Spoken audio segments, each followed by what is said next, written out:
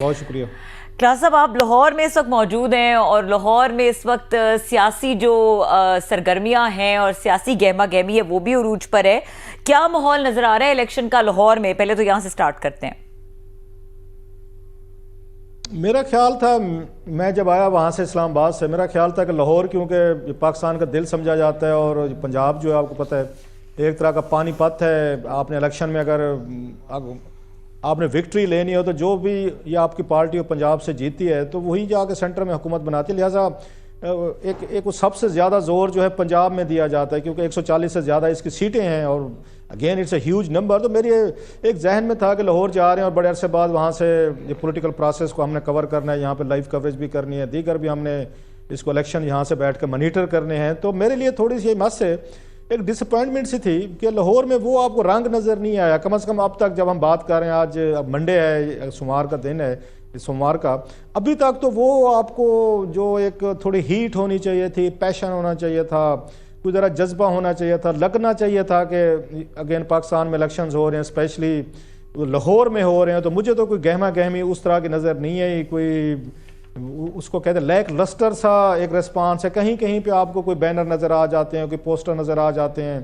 तो वो जो एक होता ना, मतलब आपके 72 घंटे रह गए आपके उसमें इलेक्शन, बल्कि कल मेरा ख्याल कैंपेन जो है बंद हो जाएगी, उसके बाद तो आप कैंपेन नहीं कर सकेंगे। आपके जो नेक्स्ट आ रहे हैं शायद उसमें 2 दिन पहले या 1.5 दिन पहले जो कुछ होता है। सो जाती तौर पर मैं थोड़ा सा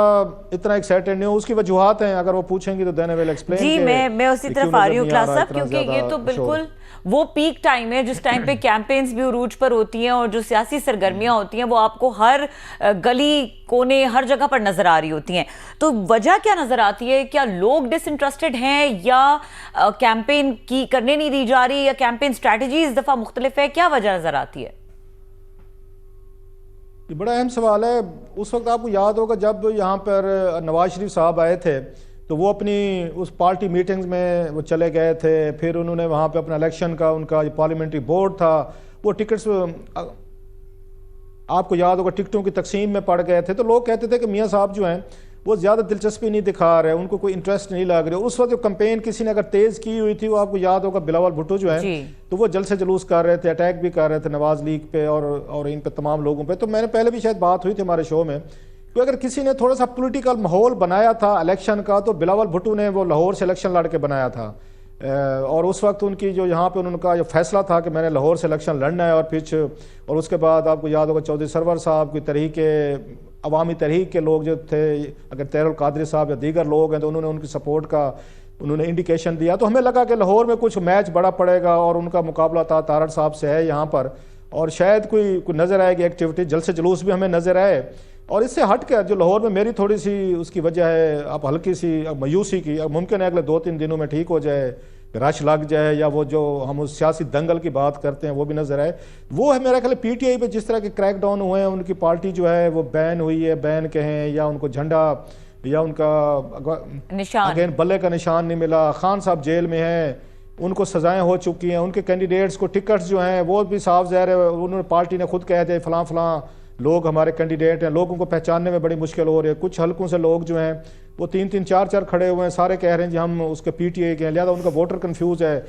अच्छा, फिर क्योंकि उनकी टॉप लीडरशिप जो पिछले इलेक्शन में थी 2018 में, वो इस वक्त आपको इलेक्शन में नज़र नहीं आ रही। कोई बड़ा नाम जो है जो पिछले इलेक्शन में जीते थे 2018 में लाहौर से, आपको इस दफ़ा वो नज़र नहीं आ रहे। नए कैंडिडेट्स हैं, उनको पुट किया गया है, और उनकी उन इलाकों में शायद कोई इतनी ज़ाती तौर पर कोई जान पहचान भी नहीं है। मतलब 2-4 नाम अगर मैं लूँ उसमें ये लतीफ़ खोसा साहब देख लें, वो इलेक्शन लड़ रहे हैं, तो उनके साहब ज़ाहिर पहली दफ़ा लाहौर से इलेक्शन लड़ रहे हैं, तो उनका वोटर जो है वो ठीक है, इमरान खान साहब को पार्टी को तो जानता होगा, लेकिन खोसा साहब को तो नहीं जानता। और खोसा साहब भी मेरा ख्याल है वो पैसे के हवाले से थोड़े से वो थोड़ी सी वो क्या कहते हैं किफ़ायत शारी कर रहे हैं, तो वो चीज़ें भी हमें शायद नज़र आती हैं। ऐसे सलमान अकरम राजा साहब हमें नज़र आ रहे हैं, वो भी पहली दफ़ा इलेक्शन लड़ रहे हैं। ये मैं बड़े नाम बता रहा हूँ जो इस वक्त वहाँ से लड़ रहे हैं। हाँ, यास्मीन राशिद साहबा हैं, वो बड़ा नाम है जो नवाज शरीफ साहब के खिलाफ इलेक्शन लड़ रहे हैं, लेकिन दूसरी तरफ वो जेल में हैं, उनके पीछे उसमें करने वाले और लोग नहीं है। एक और मैं देख रहा था खतून एक इनके इलेक्शन लड़ रही है पीटीआई के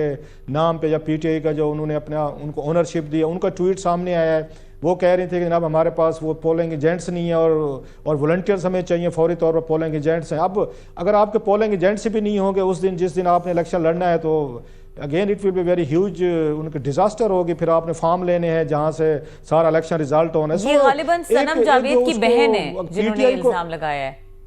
जी जी जी जी एग्जैक्टली, उन्होंने ट्वीट किया था उन्होंने। अच्छा, दूसरी बात यह है कि इसमें अगेन क्योंकि इस दफ़ा पीटीआई नहीं है, तो पीटीआई का जो मैच पढ़ना था लाहौर में वो peoples party versus Nawaz Sharif नहीं पढ़ सकता था, वो मैक्सिमम बिलावल भुट्टो साहब वर्सेस अता तारड़ तो ठीक है। जो पहले मैचेस पढ़ते थे, क्योंकि गढ़ समझा जाता है लाहौर जो है 14 सीटें हैं, यहाँ पे 30 इनकी कौमी 30 इनकी सूबाई असम्बली की सीटें हैं, यहाँ 14 जो है कौमी असम्बली की सीटें हैं। और माजी में हमने देखा है कि बड़े बिग इनके जो गन्स हैं इसके नवाज शरीफ के, वो सारे के सारे यहीं से इलेक्शन लड़ रहे हैं। अब उनकी बल्कि टॉप लीडरशिप अगर आप कहें नवाज लीग की, जो टॉप कमांडर्स कहें, पॉलिटिकल कमांडर्स जो हैं, वो सारे के सारे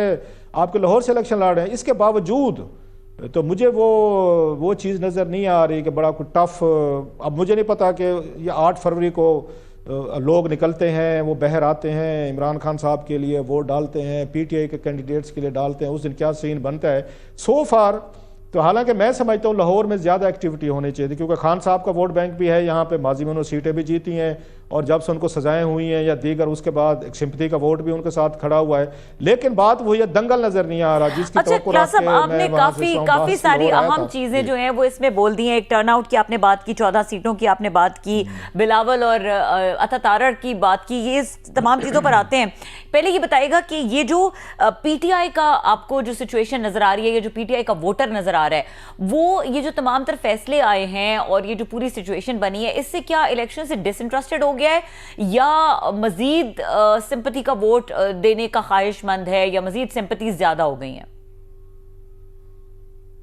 मेरा ख्याल है कि इससे वो ज़्यादा वो कमिटेड हुआ है पीटीआई का वर्कर। अगर मेरी बात आप मैं चीज़ें फॉलो मैं कर रहा था, देख रहा था, कुछ लोगों से बातचीत भी इधर हो रही थी, क्योंकि आपको पता है ये बात मैं रिपीट करता रहता हूँ और एक दफ़ा फिर मैं कहता हूँ, तो पाकिस्तान में जो वोटिंग ट्रेंड है, इसको अच्छा कहें, बुरा कहें, अनफॉर्चुनेट कहें, इसकी खूबसूरती कहें, जमहूरियत की, या हमारे लोगों का अपना एक मिजाज है लाइकिंग डिसलाइकिंग का, वोटिंग पैटर्न कभी भी या करप्शन की बुनियाद पे या मोरालिटी की बुनियाद पे नहीं डाले गए। कि लोगों ने इस बुनियाद पे किसी को नहीं डाला, इसका करैक्टर बड़ा अच्छा है, इंटेग्रिटी बड़ी अच्छी है, ये नेक आदमी है, बहुत बड़ा ज़बरदस्त आदमी है, इसके दामन पे कोई दाग नहीं है, लिहाजा हम इसको वोट डालेंगे। अगर किसी के दामन पे दाग है तो हम नहीं डालेंगे। या किसी पे करप्शन के केसेस हैं, उनको सजाएं करप्शन पे होती रही हैं, बहुत सारे बड़े बड़े लोग हैं, अगेन एवरीबॉडी नोज दैम। तो आप देख लें कि सारे लड़ रहे हैं इलेक्शन एक हिसाब से, जिन पे माजी में भी करप्शन के चार्जेस थे, उनको सजाएं भी हुई, वो फिर वापस आए, लोगों ने उनको इलेक्शन में जिताया। खान साहब पे भी केसेस जो हैं बड़े सीरियस किस्म के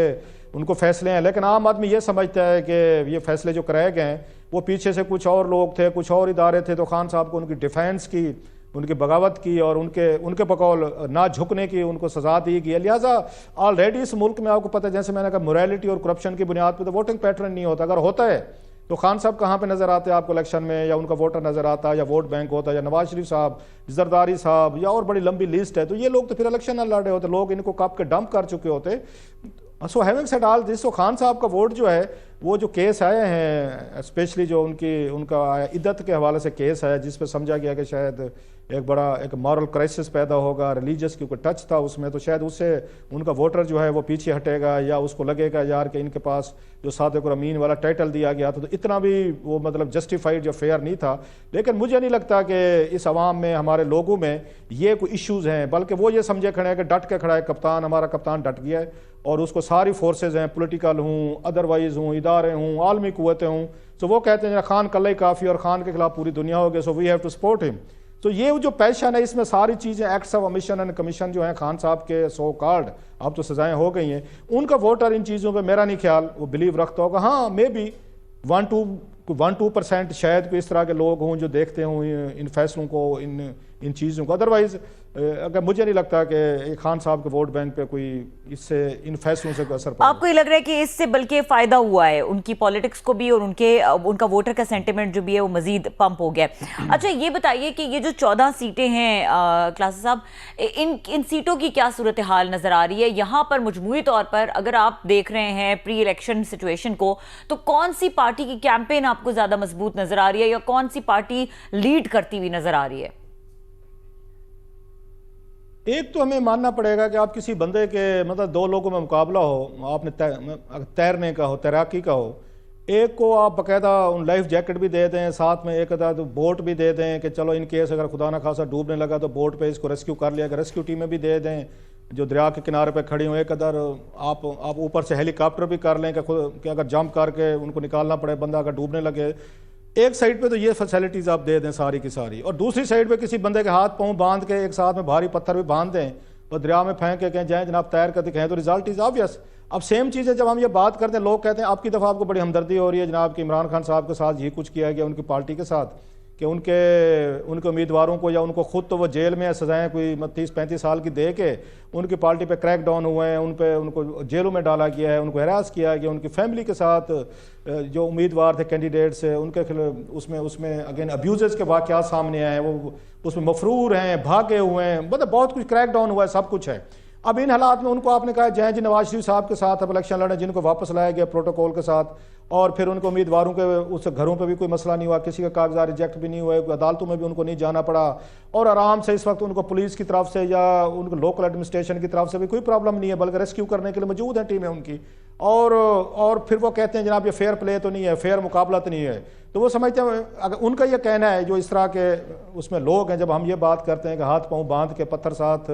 लटका के समंदर में या दरिया में आपने फेंक दिया खान साहब की पार्टी को, तो वो कहते हैं जनाब आपको जो हमदर्दी हो रही है व्हाट अबाउट 2018, तो नवाज शरीफ साहब के साथ भी ये कुछ किया गया था, उनको भी डिस्क्वालीफाई किया गया था, वो भी जेल में थे, मरियम साहबा भी जेल में थी, उनके भी ये उम्मीदवार जो थे उस वक्त उनको भी कहा गया था आज़ाद लड़ो, साउथ पंजाब सराइकी इलाकों में स्पेशली, तो उस वक्त पत्थर जो है वो नवाज शरीफ के साथ बांध के उनको दरिया में फेंका गया था कि तैर कर दिखाएं। आपकी दफ़ा इमरान खान साहब की बारी लाग गई, तो कहते हैं जनाब ये बराबर है, ये लेवल प्लेइंग फील्ड है, जिसकी बात मरियम साहबा करती थी, अगर आपको याद हो वो कहती होती थी कि तराजू के पलड़े दोनों बराबर करें, ये आपको उनका स्लोगन याद होगा। वो कहते हैं जनाब तराजू के पलड़े जो हैं ये बराबर हो गए। नवाज शरीफ साहब को भी 2 दफ़ा सजाएं हुई थी, वो भी तकरीबन इतनी 30-35 साल बनती थी, पहले मुशर्रफ दौर में उनको 14 साल सजा हुई थी, और बाद में फिर हमने देखा इसके बाद ये पनामा वगैरह में उनको फिर कुछ 10 साल के करीब वो हो गए थे। वो कहते हैं मिला जुला काम यही था, वो भी नाअहल हो गए थे, उनको भी सजाएं हो गई थी, उनको भी पार्टी चेयर पर उससे चेयरमैन की पोस्ट से हटा दिया गया था नवाज लीग की, इमरान खान साहब को भी हटा दिया गया है, उनके उम्मीदवारों पर भी क्रैक डाउन होते थे, इदारे या एजेंसियां या पुलिस वाले करते थे, यहाँ भी वही कुछ हो रहा है। वो कहते हैं जनाब ये तराजू के पलड़े हैं, हो सकते अगली बारी खान साहब की कोई लग गई तो फिर नवाज शरीफ साहब को वो पकड़ के उनके साथ पत्थर बांध के उनको कहेंगे तैर कर दिखाएं, तो कहते हैं फेयर इनफ। सो ये मतलब आर्गूमेंट है जिस पे आप थोड़े से परेशान भी होते हैं, डिस्टर्ब भी होते हैं कि what sort of elections are being held, और हम किस तरफ जा रहे हैं, इलेक्शन हो भी गए तो देन व्हाट, इसके बाद इसकी क्रेडिबिलिटी कितनी है, साख कितनी है, अच्छा, और क्या नवाज शरीफ साहब जो हैं, बड़ा इंपॉर्टेंट पॉइंट है ये क्लासेस साहब।